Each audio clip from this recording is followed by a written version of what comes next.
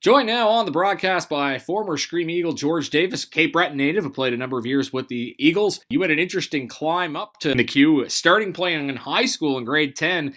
When you were playing for the Memorial Marauders, did you think you were going to be playing in the Quebec League at any point? No, not at that time. It was just AAA and that. I was playing triple. I got a call up to try out, and it went good from there. When they drafted me, and just fought my way into the training camp there, and that's where it went from there. Did you always know that if you were going to make it in the queue that it would kind of have to be as a tough guy? Or what type of player were you before coming into the Quebec League? I was a defense. I never really thought about the fighting aspect of it until, it just happened. They kind of told me that I had a chance to stick with the team if I wanted to assume that role. So that's what I did. I think what stands out to a lot of people with long memories, you remember the old inter-squad days used to get pretty rough. And if I recall correctly, you kind of made your mark on Chris Proputniewicz in an inter-squad game before, and then going up toe-to-toe with Hunter Lahash as well. Do you remember anything about those fights? I remember fighting Hunter, and I think I actually had my eyes closed. I just opened my eyes, and he was sitting on the ice, so we were going toe-to-toe with each other.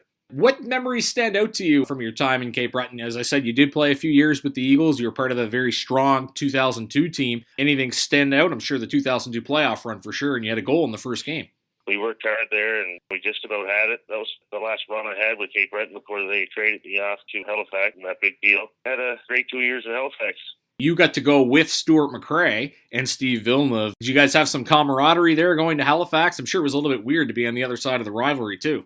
Oh, yeah. Well, I was used to Sean yelling at me and screaming at me from the visitor side, so it was a bit weird to meet him and see that he was a nice guy, and it's all part of the game. I couldn't have you on the broadcast, and I'm sure you know I'm going to ask about it. The game against Bathurst, national television, you go into the T10 bench. Heated rivalry between the two teams at the time, of course. Tell us about that incident. What led up to that? They were taking some liberties on guys. I was trying to fight and facing that, and he wouldn't fight. I went down to hit their captain. I forget who it was at the time, but he came up high with his elbow and got me in the face.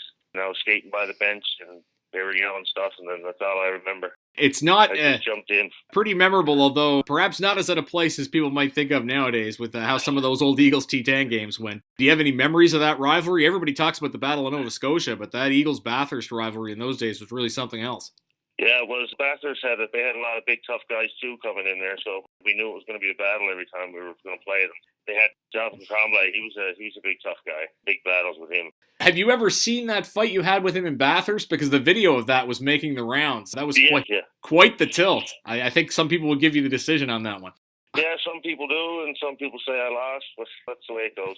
Now, of course, you were drafted into the NHL by Anaheim. You played a few games in the AHL. Tell us about the experience of getting drafted and your taste of pro hockey life. It was a big change, that's for sure. You're going from the queue. They try to build you up, teach you what to expect when you get there, but it's quite the experience. It's hard work for sure. It takes a lot of time, and it was a great experience. Got to see lots of places in the States. I'll remember it for a long time. You also played for the senior team that was here for 1 year, the Cape Breton Crush. Tell us about that. Were you kind of surprised that league didn't take off? It was a pretty good league.